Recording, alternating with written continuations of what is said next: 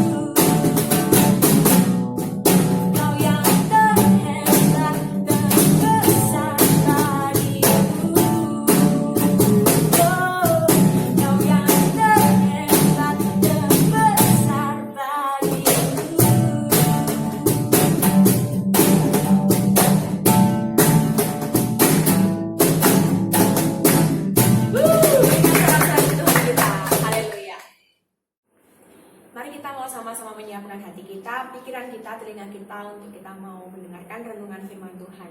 Sebab kami percaya Tuhan bahwa Engkau harapan kami.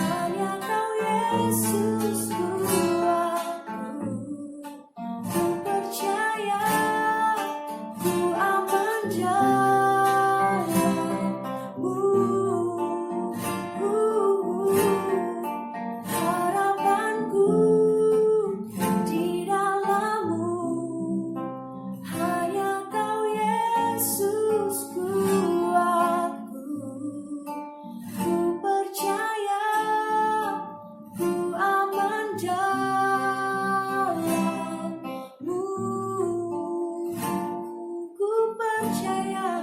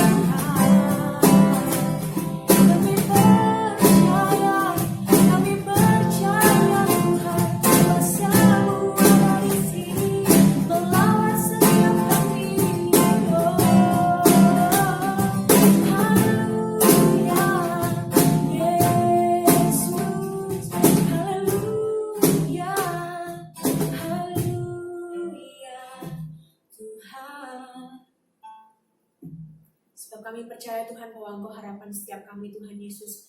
Kami percaya Tuhan Engkau tidak akan pernah meninggalkan kami Tuhan.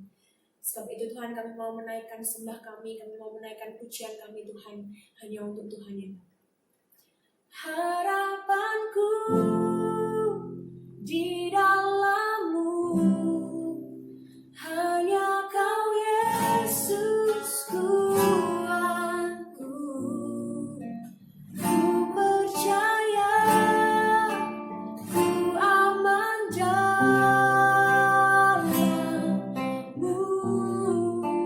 Mari naikkan sekali lagi harapan kami Tuhan. Harapanku di dalam-Mu, hanya Kau Yesus Tuhanku. Ku percaya, ku aman jalan-Mu.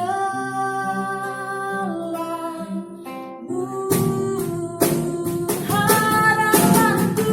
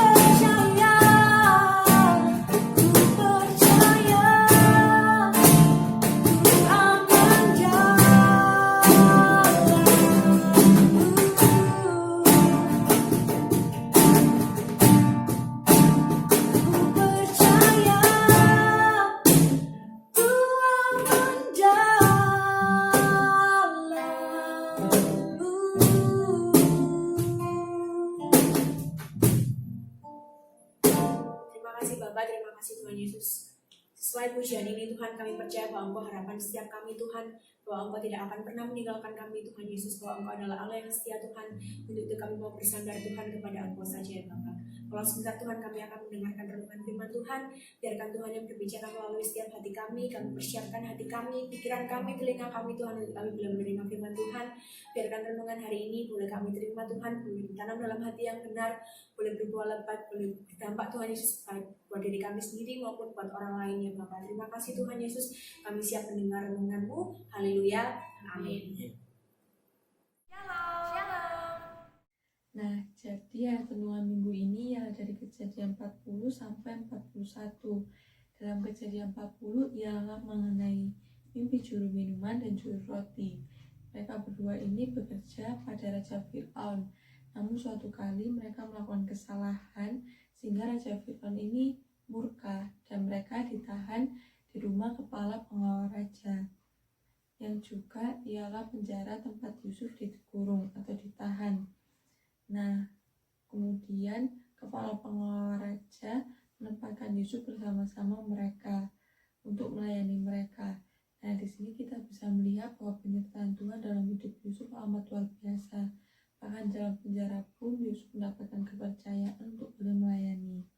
Kemudian pada suatu pagi Yusuf ini melihat bahwa juru minuman dan juru roti ini mereka bersedih hati. Kemudian Yusuf bertanya, "Mengapa mukamu semuram itu?" Kemudian mereka berdua menjawab, "Kami bermimpi tetapi tidak ada yang dapat mengartikannya." Kemudian di ayat 8 dikatakan bahwa Yusuf berkata, "Kalau bukankah Allah yang menerangkan arti mimpi. Nah, di sini kita bisa melihat bahwa Yusuf itu dia adalah orang yang ingat dan kenal dengan Tuhan. Nah, bahkan dia sadar kalau Tuhan itu dapat melakukan segala hal. Dia tahu kalau Tuhan itu mampu, bahkan Tuhan mampu untuk menerangkan arti mimpi. Kemudian Yusuf berkata, ceritakanlah mimpimu kepadaku. Kemudian yang pertama ialah juru minuman yang menceritakan mimpinya bahwa dia melihat di depannya ada pohon anggur yang baru bertunas, yang memiliki 3 carang, bunganya sudah keluar, tandanya penuh dengan buah anggur yang ranum. Kemudian juru minuman ini dia mengambil dan memeras buah anggur itu ke piala yang dipegangnya, yaitu piala Fir'aun, dan menyampaikannya ke Raja Fir'aun sebagai juru minuman. Kemudian Yusuf berkata bahwa arti mimpi itu ialah 3 carang berarti 3 hari. Dalam 3 hari ini Fir'aun akan meninggalkan engkau dan mengembalikan posisimu ke posisi yang semula, yaitu engkau akan menyampaikan piala ke tangan Fir'aun sebagai juru minuman. Kemudian Yusuf juga berkata, sebagai terima kasih, ingatlah aku bila keadaanmu baik. Sampaikanlah atau ceritakanlah kepada Raja Fir'aun mengenai hal ikhwalku, agar aku dapat keluar dari penjara ini, karena aku tidak melakukan hal yang membuat aku pantas untuk dipenjara, kata Yusuf. Kemudian selanjutnya ialah juru roti yang menceritakan mimpinya. Mimpi juru roti ialah dia menjunjung 3 bakul penganan, dan di bakul yang paling atas itu berisi makanan yang dibuat oleh juru roti ini untuk Raja Fir'aun. Namun burung-burung makannya dari atas kepalanya. Nah, Yusuf mengartikannya dalam 3 hari ini Raja Fir'aun akan meninggikan engkau tinggi ke atas, menggantung engkau pada tiang, dan burung-burung akan makan dagingmu dari tubuhmu.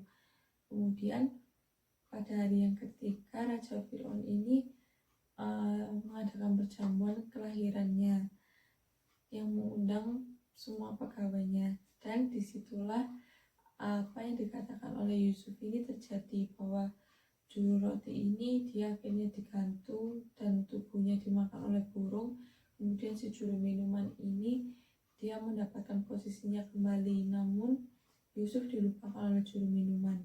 Nah, dari sini kita bisa belajar bahwa jangan berharap pada manusia, karena manusia hanya sebatas hembusan nafas, tapi sebaiknya kita berharap dan percaya sama Tuhan. Kemudian kita manusia memang bisa memikirkan atau bisa memiliki rancangan, tapi jangan lupa bahwa keputusan Tuhanlah yang terlaksana, bahwa kita harus ingat, kita harus memprioritaskan Tuhan dalam segala hal dan mengutamakan Tuhan serta mengandalkan Tuhan dalam segala hal. Kemudian ketika Yusuf dilupakan oleh juru minuman atau dilupakan oleh manusia, apakah berarti Tuhan juga melupakan Yusuf? Nah, bagaimana kelanjutan kisahnya? Tetap stay tune ya teman-teman. Selanjutnya dalam Kejadian 41 ayat 1-7 diceritakan bahwa Firaun 2 kali bermimpi dan ia tidak dapat mengerti arti mimpinya, sehingga ia merasa gelisah hati. Keesokan harinya Firaun memanggil semua ahli untuk mengartikan mimpinya, tetapi ternyata tidak ada yang bisa mengartikan mimpi tersebut. Akhirnya kepala juru minuman mengingat seseorang yang dapat mengartikan mimpinya di masa lalu, yaitu Yusuf. Akhirnya Firaun menyuruh si kepala juru minuman untuk memanggil si Yusuf ini. Nah, dari sini kita dapat melihat bahwa apa yang sudah dilakukan Yusuf di masa lampau, yaitu ia memiliki niat baik untuk mengartikan mimpi dari juru roti dan juru minuman. Kebaikannya itu tetap diingat walaupun dalam waktu yang cukup lama, dan Firaun sudah mempercayai Yusuf. Nah, kita juga harus sama seperti Yusuf, kita belajar untuk tetap melakukan kebaikan buat sesama kita walaupun kedepannya mungkin akan dilupakan atau kebaikan kita itu tidak akan diingat oleh mereka. Nah, kita juga harus berusaha untuk membagikan hal-hal yang positif, yaitu berbuat baik kepada sesama kita. Urusan kita dilupakan atau kita ditinggalkan itu urusan belakangan. Yang penting kita itu sudah melakukan bagian kita untuk berbuat baik. Toh kita melakukan kebaikan juga tidak ada ruginya. Yang perlu diingat bahwa Allah itu tidak akan melupakan atas apa yang kita lakukan, dan ia pasti akan membalasnya kelak. Dalam Kejadian 41 ayat 16 dalam versi mudah dibaca dikatakan, Aku tidak dapat, tetapi Allah dapat menerangkannya kepadamu, hai Firaun. Yusuf percaya bahwa kemampuannya itu berasal dari Allah saja. Terkadang kita tuh merasa bahwa kita tuh mampu dalam hal ini karena aku emang passion dan aku emang bisa dalam hal ini. Tapi nyatanya itu tidak. Kita bisa melakukan hal itu karena juga Tuhan yang menuntun dan memberi kita kemampuan untuk kita dapat melakukan hal itu. Dalam Roma 8 ayat 28 dikatakan, kita tahu sekarang bahwa Allah turut bekerja dalam segala sesuatu untuk mendatangkan kebaikan bagi mereka yang mengasihi Dia, yaitu bagi mereka yang terpanggil sesuai dengan rencana Allah. Berarti Allah itu turut bekerja dalam segala hal, bukan karena kita emang mampu aja, tapi karena Dia juga turut bekerja dalam setiap kehidupan kita. Secara umum ada banyak anak-anak Tuhan yang mengikuti perintah Alkitab. Mereka tidak mencuri karena ada larangannya di dalam firman Tuhan. Tetapi ada suatu kejadian yang seringkali tidak disadari oleh banyak orang, yaitu mencuri kemuliaan Tuhan. Apa sih maksudnya? Jadi di sini Alkitab mengajarkan pada saat kita meraih prestasi, mendapat kemenangan, mencapai keberhasilan, kita harus menyadari dan mengakui segala kemampuan kita itu semua didasari karena Tuhan. Alkitab di sini mengajarkan kita untuk memuliakan nama Tuhan, bukan malah mencuri kemuliaan itu untuk diri kita sendiri. Karena hanya Tuhan saja yang berhak mendapat segala hormat dan kemuliaan. Orang yang sederhana, dia akan mengakui segala yang dia lakukan dan semua yang dia capai itu karena Tuhan. Dan dia akan memuliakan nama Tuhan. Di Kejadian 41 ayat 16 dikatakan, Yusuf menyahut Firaun, bukan sekali-sekali aku, melainkan Allah juga yang akan memberitakan kesejahteraan kepada tuanku Firaun. Nah, di sini Raja Firaun itu bermimpi dan tidak ada seorang pun yang bisa mengartikan mimpinya. Lalu dia memanggil Yusuf untuk keluar dari penjara dan datang ke hadapan dia. Lalu dia berkata, aku dengar-dengar kamu bisa mengartikan mimpi dan artinya itu tepat. Tetapi Yusuf malah menjawab, bukan aku Tuhan, Tuhan yang memberitahukan kepadaku.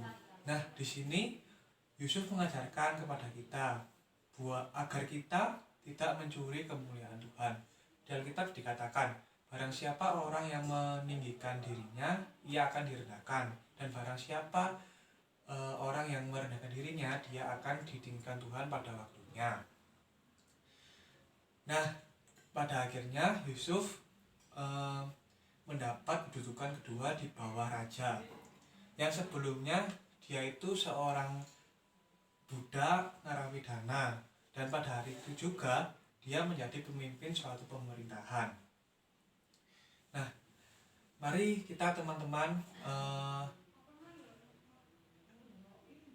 dalam kehidupan kita hari ini, kalau kita sukses, kaya, berhasil, memiliki jabatan yang tinggi, memiliki restu yang hebat, dengan segala talenta kita itu semua adalah karena Tuhan dan diberikan untuk kita. Jadi mari kita sama-sama memuliakan nama Tuhan, bukan malah mencuri kemuliaan Tuhan.